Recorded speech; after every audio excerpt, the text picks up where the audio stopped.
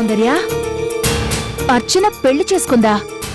దాని మెళ్ళో తాళిబొట్టుని నా కళ్ళారా చూశాను అంటే అర్థం అదే కదా. సౌందర్య, నువ్వు చెప్పిందే నిజమే అయితే ప్రాబ్లం మొదలైనట్టు కాదు, పర్మనెంట్ గా సాల్వ్ అయిపోయినట్టు. మమ్మీ, టెన్షన్ పడకుండా కూల్గా ఆలోచించు. పెళ్లి కాకుండా అర్చన అదే ఊళ్ళో నీకు కనిపిస్తే టెన్షన్ పడాలి గాని, పెళ్లి చేసుకుని ఎవరితోనో హ్యాపీగా కనిపిస్తే టెన్షన్ ఎందుకు? మమ్మీ, నువ్వేమంటున్నావో నాకు అర్థం కావడం లేదు. ఇదే ఊళ్ళో ఉంటూ అది కాని కృష్ణ కంట పడితే ఏం జరుగుతుంది? ఏమీ జరగదు.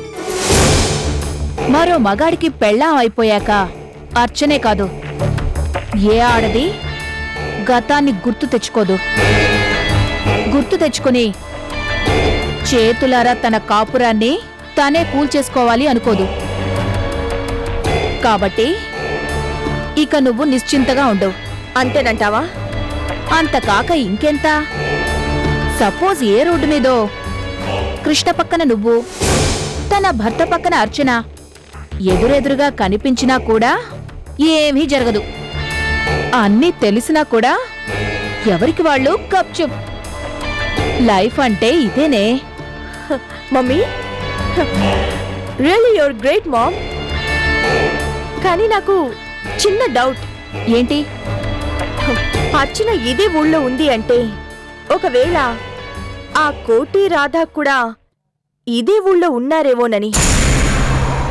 ఎప్పుడైనా డాడీ హైదరాబాద్కి వస్తే ఎదురు పడే ఛాన్స్ ఉందేమోనని. నో, ఎప్పటికీ అలా జరగకూడదు. ఆ కోటి వల్లే మీ డాడీ పక్కా తాగుబోతులా మారారు. ఈ లక్షలాస్తి హారతి కర్పూరంలా హరించుకుపోతోంది. మళ్ళీ ఆ కోటి గాని ఆయన కంట పడితే నో. సౌందర్య, పొరపాటును కూడా అర్చన హైదరాబాద్లో ఉన్న విషయం మీ డాడీకి తెలియకూడదు. అర్థమైంది. అలాగే మమ్మీ. జాగ్రత్త. బాయ్. బాయ్.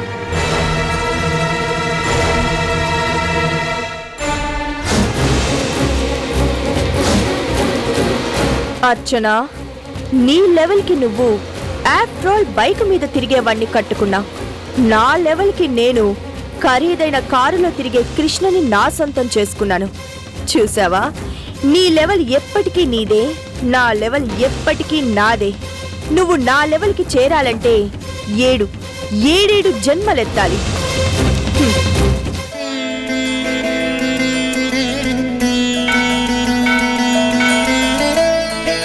ఓం శ్రీరామాయ నమః.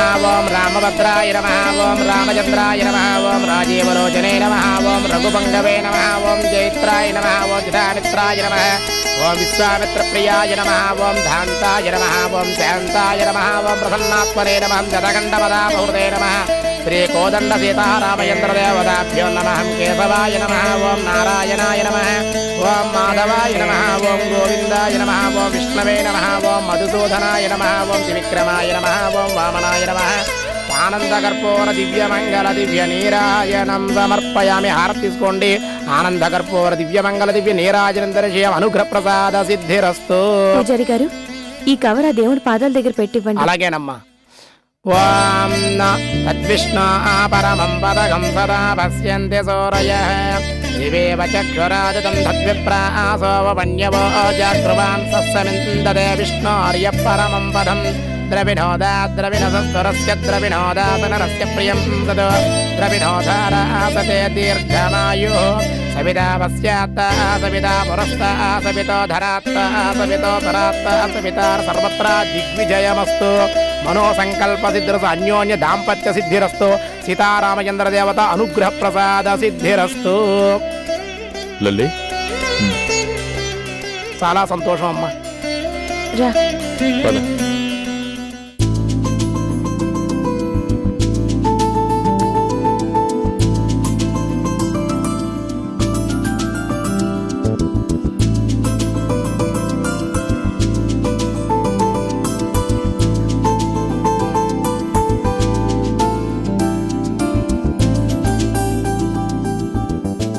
లల్లి, ఈ కవర్ తీసుకుని మీ డాడీకి ఇవ్వు. మా అమ్మ చెట్టు ఇస్తేనే బోల్ బోల్ లాభాలు వస్తాయంట కదా డాడీ. తీసుకోండి. All the best. Thank you.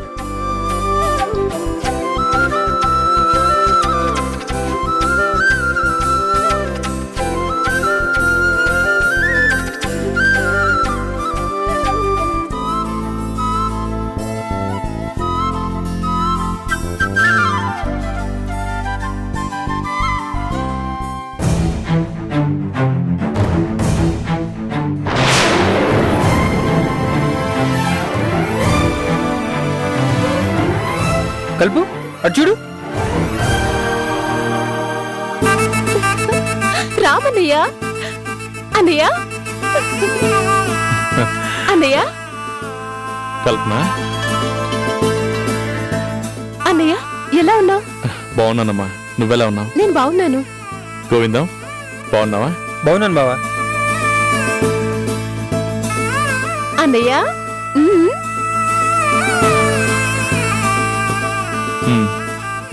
అయ్యో అంటే ముగ్గు పశ ఏంటి? నేను చెప్తాను వినండి.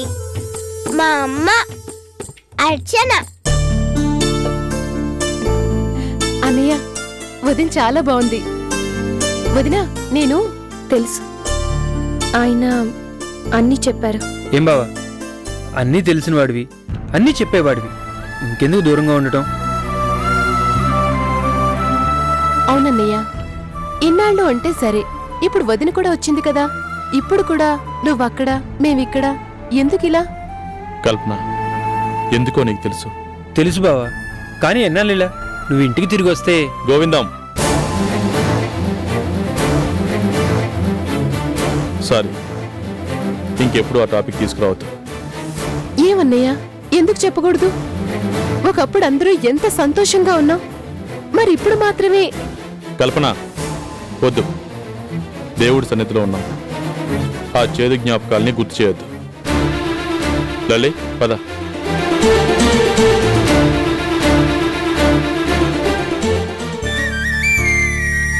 వదినా, అన్నయ్యని ఎలాగన్నా నువ్వే ఒప్పించాలి, ఆ ఇంటికి వచ్చేలా చేయాలి. అవును చెల్లెమ్మ, కొడుకు దూరం అయినప్పటి నుంచి అత్తయ్య మావయ్య బాధపడని రోజంటూ లేదు.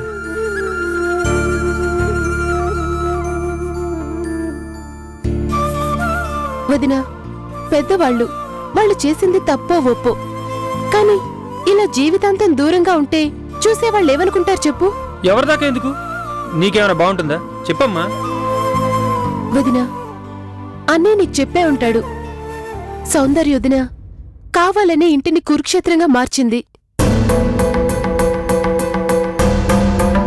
గిల్లి కజ్జాలు పెట్టుకుని చివరికొక రోజు కృష్ణమ్మని తీసుకుని ఇంట్లోంచి వెళ్ళిపోయింది.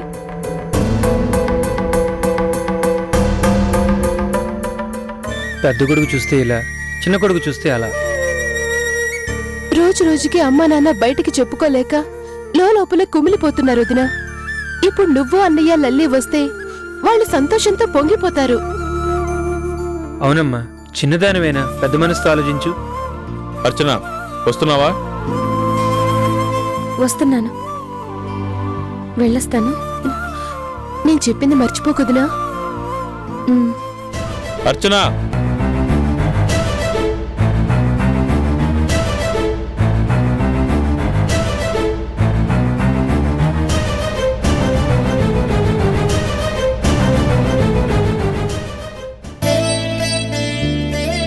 ఏమండి, వదిన్ని చూస్తుంటే ఎంతో మంచి మనసున్న దానిలా ఉంది కదూ? మా బాగా చెప్పా కలుపు, మనిషి మనసు చూపులోనే కనిపిస్తుందంటారు. అవునండి, సౌందర్యోదన కళ్ళల్లో పొగరు కనిపిస్తే అర్చనోదన కళ్ళల్లో ప్రేమ కనిపిస్తోంది. కలుపు, ఆలస్యంగా చెప్పిన తోడి కోడల మధ్య ఉన్న టోటల్ డిఫరెన్స్ ని మా బాగా చెప్పా.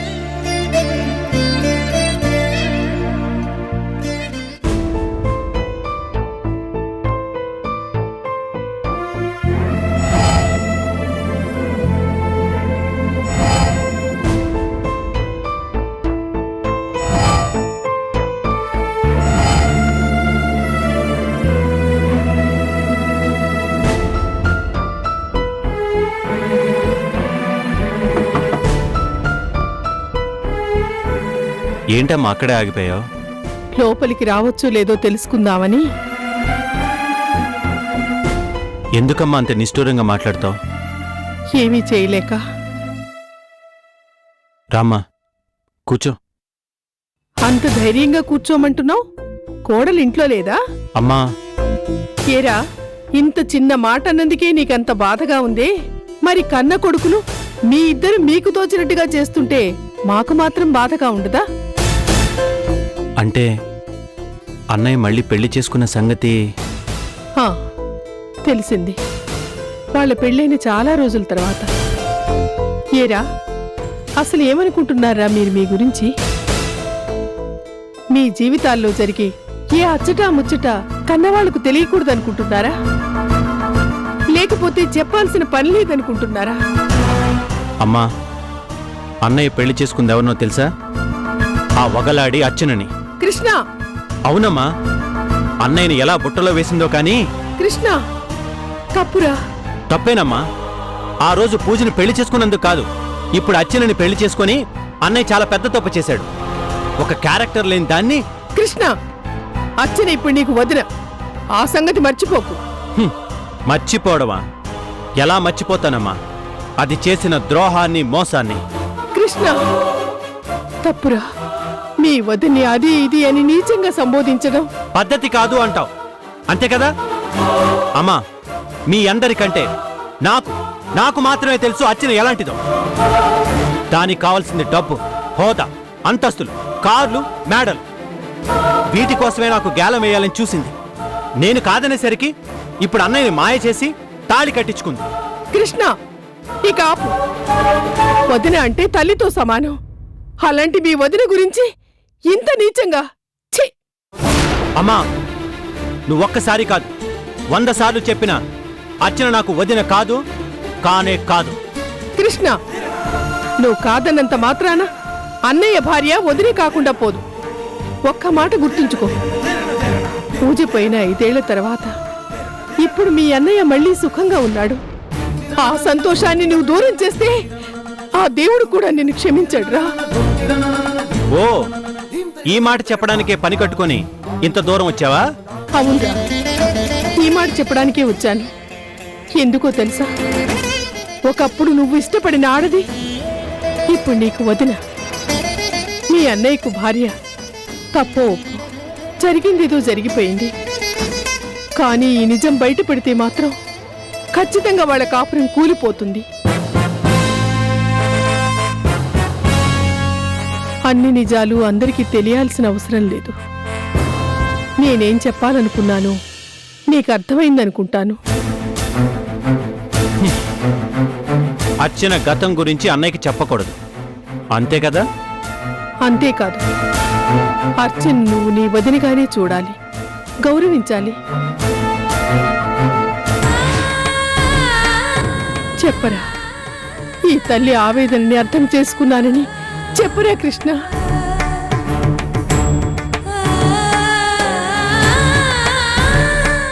సరేనమ్మా, నాకుగా ఈ నిజాన్ని నేను అన్నయ్యకి ఎప్పటికీ చెప్పను.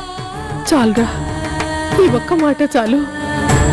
ఎక్కడో అక్కడ నువ్వు వాడు సుఖంగా ఉంటే మాకంతకన్నా కావాల్సిందేమీ లేదురా. ఉంటాను.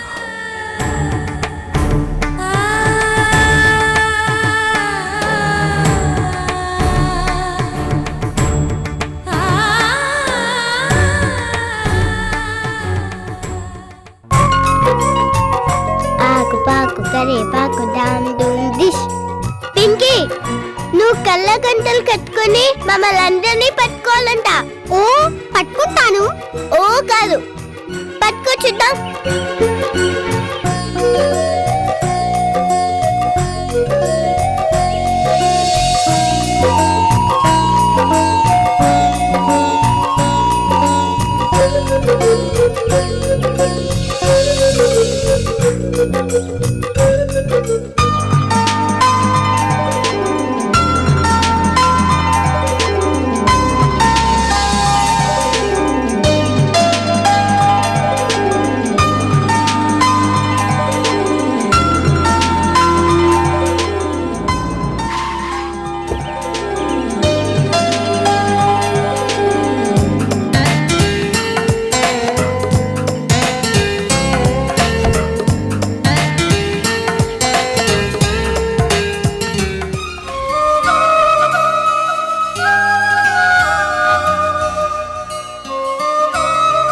లల్లి హాయ్ తాతయ్య. తాతయ్య బాగున్నావా లల్లి? ఓఎస్గా ఉన్నాను. ఆహా, మరి కాలికి తగిలిన దెబ్బ తగ్గిపోయిందా? ఓ నువ్వు కట్టుకొట్టుకునే తాతయ్య, ఆ. అందుకే ఆహా. మిస్టేకే తగ్గిపోయింది. సారీ తాతయ్య, ఆ రోజు మా డాడీ ఎందుకో కోపంగా ఉన్నారు. మీ డాడీ కోపం ఎందుకో నాకు తెలుసులే అమ్మా. నీకెలా తెలుసు తాతయ్య? మా డాడీ నీకు ముందే తెలుసా తాతయ్య?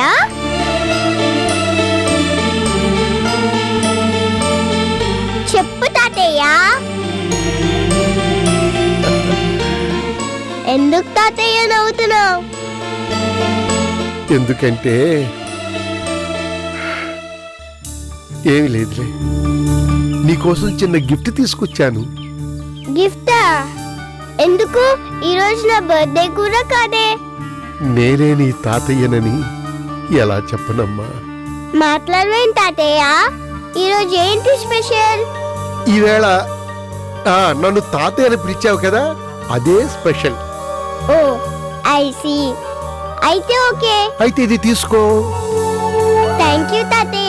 ఏమిటి గిఫ్ట్ ఏమిటో చూడకుండానే థ్యాంక్స్ చెప్తావా? ఓ సారీ.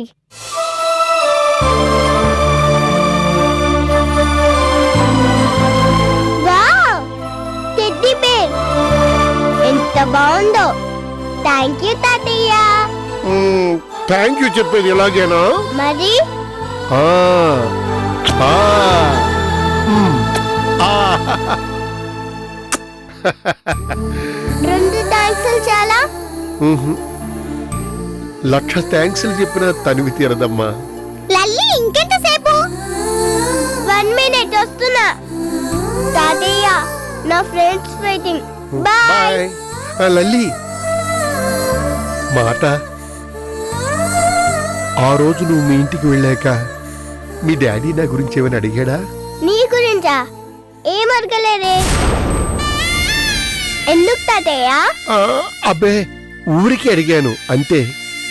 అయితే సరే, బాయ్. బాయ్.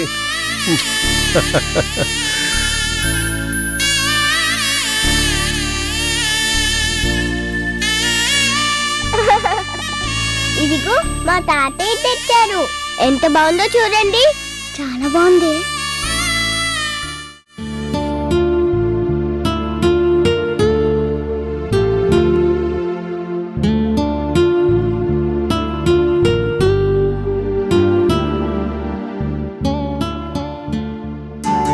అమ్మా, చూసావా ఈ బొమ్మ ఎంత బాగుందో? చాలా బాగుంది. లల్లి, ఆ బొమ్మ ఎక్కడిది? ఈ బొమ్మని రోజు నేను పాటలు ఆడుకుంటూ ఉంటే వస్తారే వాకింగ్ తాతయ్య, ఆయన ఇచ్చారు. లల్లి, బుద్ధి లేదా నీకు? ఎవరు పడితే వాళ్ళు ఇస్తే తీసేసుకోవడమేనా?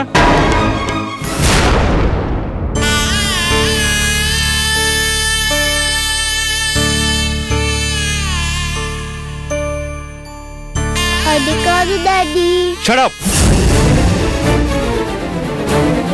ఇంకోసారి నాకు చెప్పకుండా ఎవరైనా బొమ్మ గిమ్మ ఇచ్చారని తీసుకొచ్చావో నేనేం చేస్తానో నాకే తెలియదు. జాగ్రత్త, పో లోపల పో.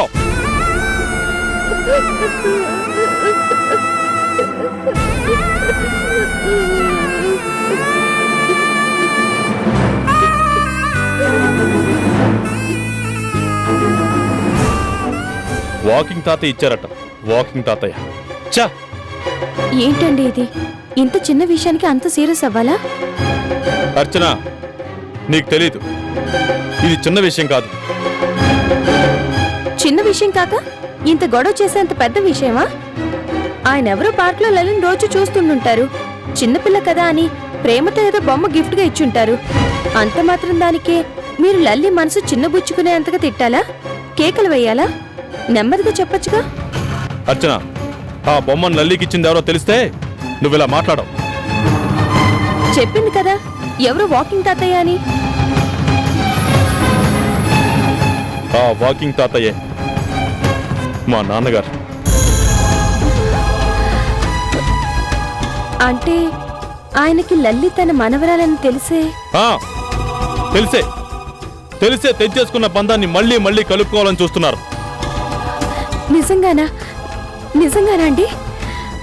అది సంతోషపడాల్సిన విషయమే కానీ ఇలా మీరు మండిపడడం. అర్చన, నాకు ఆ ఇంటికి బంధం ఏనాడో తెగిపోయింది. తెగిపోయిన బంధాన్ని కలుపుకోవాలని ఆయనకి ఆశగా ఉన్నా అలాంటి ఆశ కోరిక నాకు ఏమాత్రం లేవు. ఆయన నాకు చేసిన అన్యాయాన్ని నేను నా కంఠంలో ప్రాణం ఉండగా మర్చిపోలేను. ఇప్పుడే కాదు, ఎప్పుడు మర్చిపోలేను. ఆయన నేను క్షమించలేను క్షమించలేను క్షమించలేను. ఆయన అసలు నాకు తండ్రే కాదు, నేను ఆయన కొడుకునే కాదు. That's all.